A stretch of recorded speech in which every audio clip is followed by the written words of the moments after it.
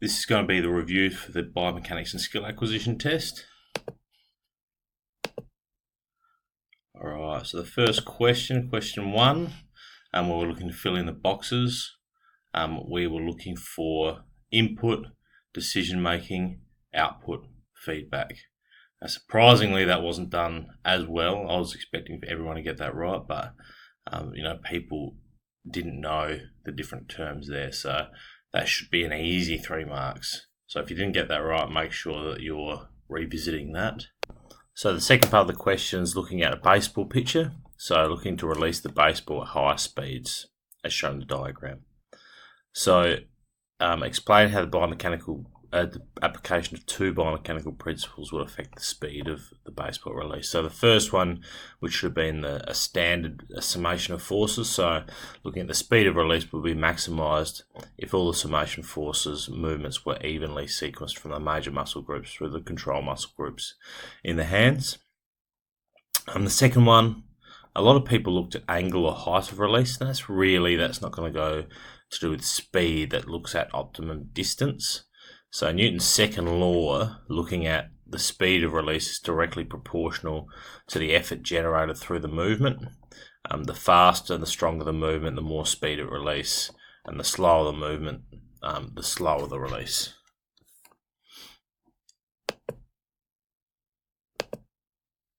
Alright, so B, female athletes on average are shorter than male athletes. Explain in relation to the centre of gravity why being shorter may be an advantage when evading opponents in netball. So I've looked at, and a lot of people got the lower centre of gravity. It means the athlete will be more balanced, and the netballer may have an advantage due to the higher ability to maintain that equilibrium and thus having greater agility due to this greater balance. You could sort of a wider base of support. Could be something that you talked about as well. B, explain one biomechanical principle that allows a player to successfully complete one of the first 3 stages of the volleyball spike. So one principle could be Newton's third law. So for every action, there will be an equal and opposite reaction.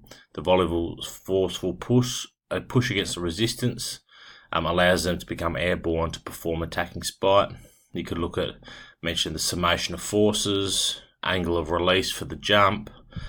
Some people looked at leverage with the arm. There's lots of things you could have talked about, but it was important in that question that you looked at, make sure you had correct terminology and that the communication was consistent. C, explain one other biomechanical principle that allows a player to remain balanced when landing. So widened base of support was the key bit. A lot of people talk about centre of gravity, but the widened base of support allows the athlete to be balanced when landing, as it allows the midline of the body to go straight through the wide base support that strengthens the athlete's balance.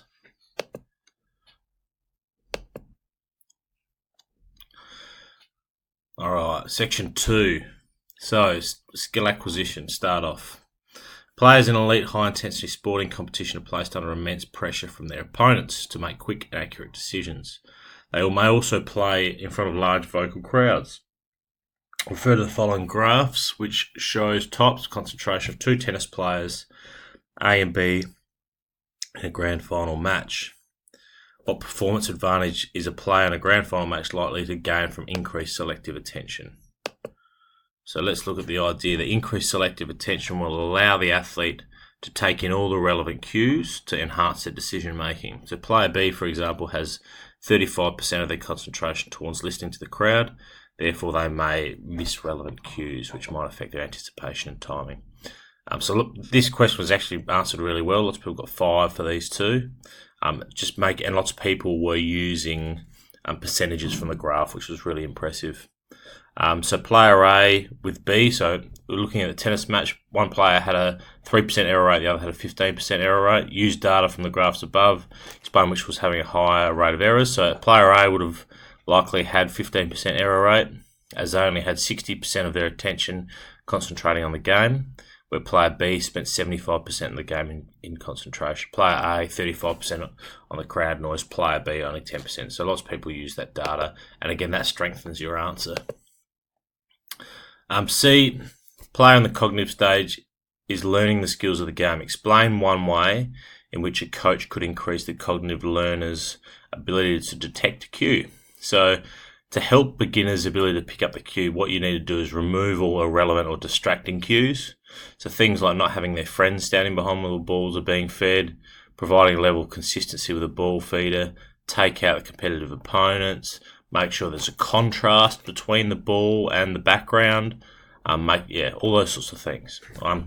So that's what you need to do. So remove all the irrelevant cues. So looking at 3, choice reaction time. The game of soccer refers to the time that the player needs to consider the options available before deciding on a response, such as passing, dribbling, shooting for a goal when obtaining possession of the ball, as shown in the following photograph. So A, with reference to the graph above, describe the relationship between the number of options and the choice reaction time. So we can see here with the graph, as the number of options increases, the choice reaction time increases. All right.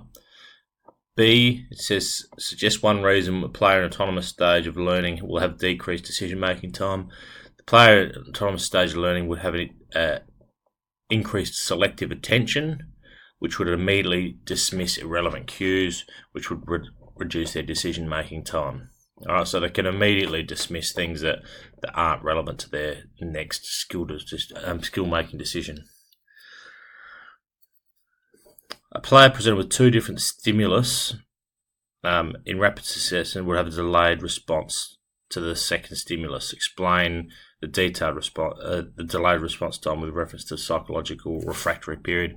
So presented with 2 stimulus in quick succession, the wrong information could go on the short-term memory. This would lead to increased information processing time. Some people write in their answers how that you'd have to process the first stimulus and then process the second stimulus, and therefore there would be that delay in response time because of that, having to process that first period, having to go through that refractory period. Choose 2 of the following factors, and with reference to sport of your choice, explain each factor and how that can affect response time. So you could look at level of fitness, arousal, intensity of stimulus. So level of arousal, over-aroused athletes can lead to an anxiety within performance, which would result in them missing relevant cues, thus decreasing their skill efficiency. Under-arousal can lead to decreased motivation, which again can turn to missing relevant cues. These could both present in tennis, where a fast-paced sport would see reaction time potentially be affected. Increase of stimulus, intensity of stimulus. The ball needs to be contrasting to the surroundings. Fluoro yellow, say to blue, otherwise a ball travelling potentially over 120 kilometers per hour, the players will not be able to pick up relevant cues and the response time would be affected. Some people looked at level of fitness. Again, the fatigue would mean that you might not pick up different stimulus, which means your decision making would be affected as well. 4, in a training session, a group of lacrosse players comprise one team of experienced junior players and one team of beginner junior players. In one particular practice session, a guest coach was teaching all players a new skill.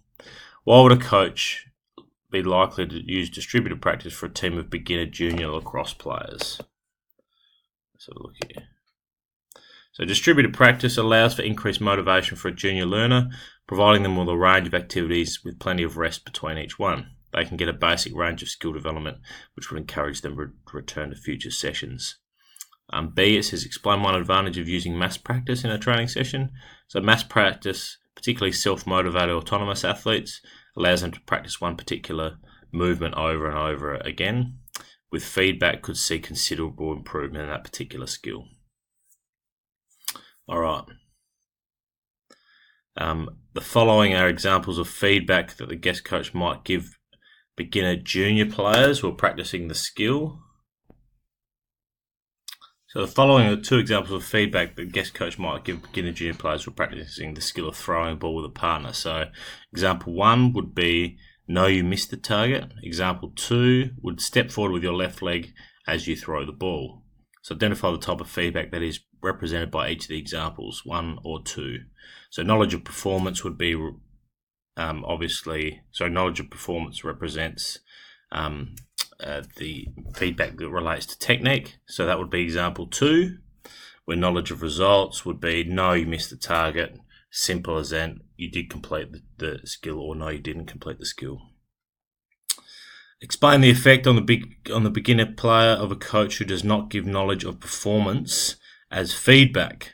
So D, the beginner needs knowledge of performance feedback, otherwise they will not make alterations to their technique as they are not able to identify technical errors.